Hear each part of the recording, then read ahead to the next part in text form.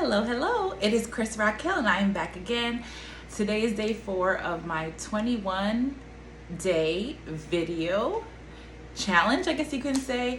And really, I just challenged myself to be really consistent and to do 21 videos in a row. The topic of today's video is to move forward, go forward, regardless of what others say. There might be times in your life where you have a vision for yourself, you have something deep within your heart, and others may not be able to see that vision that you have or may not think that you would be successful. But the challenge and what's going to bring you success is to recognize that maybe that person doesn't see it, or maybe they don't want you to succeed, and still going forward. It could be someone that's very close to you. It can be a parent, it could be a best friend, it could be a sibling. But when you have it in your heart, you have to really recognize that sometimes the vision is not for someone else, it's just for you. So let's say you have a vision, you believe in your heart that one day you will be rich, a millionaire, or that you're going to be a business owner that's very successful. And maybe someone around you, doesn't mean that they have ill will for you, maybe someone around you is saying to themselves, yeah, that's not really possible. The odds of you becoming a millionaire or being really rich are not super high. That doesn't mean that you should stop what you're doing. You have to make an effort. You need to go forward regardless of what anyone else says. So, there's been times in my life, well, let's just stick on the subject of being rich, right? So you would then go forth, do all the steps you need to take. That would mean if you have a vision for yourself to be to have your own business, be a business owner, you would have to take those steps. So that would be, writing your business plan, saving some money, putting it on the side to be able to grow. And then if it's a one-person business, it would just be you. But maybe you can start out like as a consulting firm, whatever it is that you have in your heart for your dream job and what you think is going to make you successful. But you have to keep going forward. You can't just say, well, I know I'm going to be rich, I know I'm going to have this in the future, and then just stop there. You have to take the steps to do it. So then later on, maybe you may have to hire some people after you've been doing it for a while, that kind of thing as well. And what I was mentioning is that there's been times in my life where I had a desire in my heart to pursue something, and there were others around me that tried to dissuade me from going forward. And they most likely didn't have any ill will, but I knew what I wanted. I knew what I felt in my heart and my spirit for where I needed to go. I can think about 2 instances. Where I'm from, it's considered a town, I guess you can say. It's a bit rural, town-like. It's not considered country, but it's also not considered urban. It's like a town that's been developing over the past couple decades in terms of influx of people from surrounding cities, but for the most part, it's kind of like a vacation town. There's things to do, but you do have to drive everywhere. When I wanted to pursue college, I looked up certain schools, and the schools that I wanted to go to were in a very urban environment. And there was someone who was very close to me who spoke a lot of negativity about the city that I was going to. And I think that person had only been to that city maybe once, or probably just drove through that city once. And I could have, because I cared so much about that person, I could have let that stop me. But thinking back, I didn't even really consider what they were saying. But what they were saying, I think what they had spoken about that city was that it's very dangerous and things of that nature based on what they've seen on the news. But for me, I know what my desires are. I know what I want for my life and what I envision for my life. And at that time, I knew that what I wanted was going to be in that place, in that school, because that school was a that I wanted to go to for college was a really good school, and it had what I was looking for. It had the diversity, and it had the particular coursework that I was looking for when I was pursuing biology at the time. So I was looking for really good science schools. So I honestly, like I said, I don't even think I really considered it, because I knew you have to know who you are, you have to know what it is you want to do. So I'm sure at that time I was very young. I probably figured, okay, there's a lot of students at that school. There's plenty of people who are successful, regardless of supposedly how dangerous this area is. People at that school seem to be doing really fine. I'm just imagining what I was probably thinking to why I wouldn't even consider what the person was telling me. Chi-Chi, that's the challenge with her. Lately she's been jumping on this table a lot. Yeah, she'll get down when my husband tells her to get down, but at the beginning she would get down for me, but I'll have to get it done after this video. Yeah, I think people are probably like, you them people that have your cats on the table. But no, really I don't. It's just very hard. And then anyway, another thing I wanted to talk about was another scenario was when I was going away. I was going out of the country. I had a desire in my heart to travel. I've always been very interested in other cultures and other groups of people. And what I really wanted to do, I really wanted to travel and go away. At the point in time, it was right after college, during college I was studying a specific culture, a couple cultures and language, and I really wanted to travel. So during college, outside of traveling in high school, I was able to travel for the first time outside of the country to where my family is from originally. But after that, the next time I was able to travel was in my last year of college. I went away for 2 weeks to Central America. And then after that, like after taking the coursework, I just had a desire in my heart. I just felt I needed to go away. I don't know if it was, people say, maybe I have a call up for nations on my heart, but my family is not originally from the United States either. So it also could have been a combination of those things. And when I decided I was going to go away, I just knew. I applied for a program. Right now I'm looking at my fridge. There's a little sign from where I went, it was really beautiful memories, and I have it attached to the fridge on a magnet. So I'm just looking at that, just bring me back some great memories. It's a pretty prestigious program, and I'm a highly intelligent person, but I mentioned before that I was doing biology at first in college, and then I switched over to another major. And while I was in biology, my heart wasn't in it. What I thought I wanted to do, or what I had decided I was going to do for a career, was really only because certain people had told me that you need to get a career that's going to make a good living, which is correct. You absolutely do. So I really was just pursuing it for the money, and I realized that my heart wasn't in it. So at a certain point, I wasn't doing well in school, even though I'm highly intelligent, but it's science coursework, math coursework. So if you're not really studying, or if you're not putting the time in, you're not going to get A's. Which is what I had been accustomed to, A's. But because of my lack of passion and not feeling fully in it and feeling confused and not knowing which way to go, my grades weren't like straight A's or anything like that. And as I mentioned, this is a prestigious program. So I decided that I was going to apply for this particular program. Luckily, there wasn't a GPA. Since then, they've put a GPA requirement. I wonder why, I don't know. But there was no GPA requirement, and I remember I had attended my school. There was not orientation, it was a presentation about it, and I remember there were certain people there who were going to be applying, and I was just like, oh my gosh, I'm not as good as these people. I'm like, what? These people are amazing. So you have to kind of forge your own path.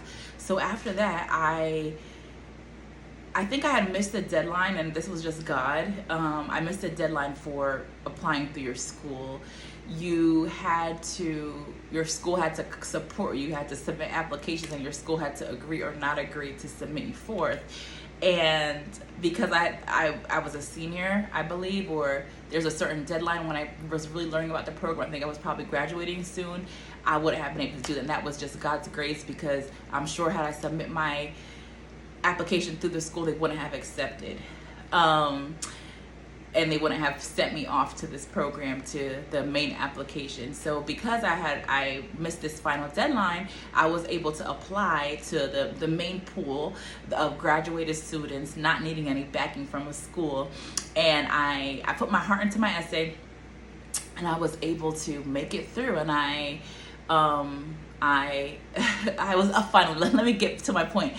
I was able to go away for almost a year in South America. It was such a beautiful program. It was an amazing experience. And there were a few people who attempted to discourage me from going. There was one person that said, "Oh, that place is so dangerous. It's horrible. Don't go there." Mind you, when I was going, I don't think I was really explaining why I was going, and I wasn't explaining what grant I won, because I'm not the type of person to kind of toot my own horn, and knowing that it was all God, that God gave me the opportunity to go abroad. I never like to take credit for a lot of things when I know it's not me, it's all from God. And there was one person, I think it was at my job. It was an older woman. She was a similar cultural background to me, or race, I should say. And she was like, "Oh no, don't go, that's horrible." In my head, I'm like, okay. I didn't feel happy that she was saying that to me. I felt kind of not bad. I was just like, it would be nice if this lady told me that she wishes me the best and congratulations, but she didn't. And then there was also, I think there was someone else in my life who also said negativity about it. But luckily, most people in my life, ever since then, a lot of people know me for traveling. They want to know, "Oh, when are you going away again?" That kind of thing. From that one experience, they know me as a traveler and somebody who wants to, who travels. So just saying, that was one of the best experiences of my life. That 11-month period, where I was able to speak a different language. I was able to learn about a different culture. I was able to immerse myself in another culture and teach people about my culture in the United States and learn about their culture as well. And I'm just saying, had I listened to any naysayers, I wouldn't have had that amazing experience in my life. Obviously, you need to protect yourself and understand where you're going. But I think it also has to do a lot with knowing your environment and being familiar with a certain place. So for me, if I go abroad to a certain place, let's say the place is kind of mixed like the United States, knowing how people pursue Black people, I feel like I don't really have that much of a risk of being mugged and that sort of thing. As long as I'm not opening my mouth, talking, being loud and stuff like that, people probably not even gonna think I'm from the United States. Whereas, maybe somebody else with a different cultural background, they are more likely to be pursued for robbery, theft. So, and then also even at the school that I mentioned, mind you, I've never noticed anything. Honestly, I'm a very tall person and I'm not a thin person, so I've never really feared people attacking me. And I feel like in general, if someone's gonna attack you or stick you up, men, I don't think they really want to deal with somebody who they think is maybe taller than them and maybe strong. Not saying that I'm so strong or anything, but they probably would. I had a friend, she was a similar background to me in terms of race, but she was very thin, like size 4, like maybe 5'7", 5'8", and there was like a time where people have tried to like not attack her, but like follow her and things like that. And I've never experienced that, but just saying. And in terms of the school aspect, had I decided to listen to other people, I wouldn't have had that amazing experience. I learned so much. I was able to go somewhere where I felt there was a lot of groups from different cultures and a lot of racial groups in my school, in my university, and I really enjoyed that. So you just have to be careful and be aware of your surroundings. That's number one. And honestly, this is just saying, go forth, find what it is you want to do, find your passion, and don't let anyone stop you.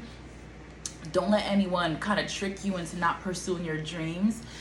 don't let anyone tell you that you can't do anything. And one thing I do like to mention is, if you have a dream or a goal for yourself, you don't really need to be talking about it. Wait until it comes to pass to begin speaking things.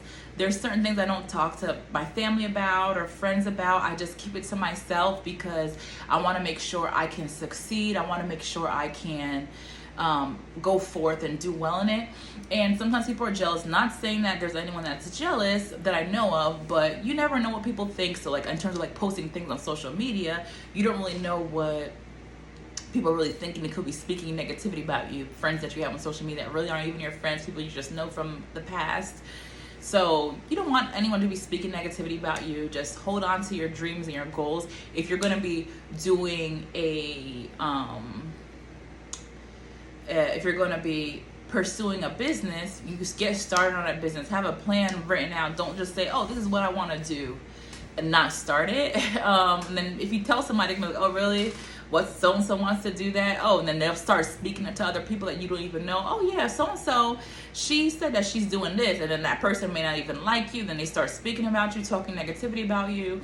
Or let's say you want to pursue a certain degree and you just start sharing it, and then just maybe even just for embarrassment's sake, then later on you decide you dropped out. People are going to be asking you, oh, I thought you were doing your master's. I thought you were in college and doing your bachelor's. What happened? So just keep things quiet. Also, if you're going to buy a house, no need to be saying, oh yeah, we're going to buy a house next month. Just keep it to yourself. Then when it comes to pass, that's when you can speak on it if you wish. There's people who, I was just talking to my mom about this, of people who post everything every step of the way. Oh, when they first go on a date with someone, they're posting them. They don't even know them. Then the next week, there's people I've seen, mind you, I'm not really familiar. I'm not friends with them, but let's say I worked with them for like a year or two, and I was friends with them. Then I see them on social media. I remember years ago, there was this girl I worked with.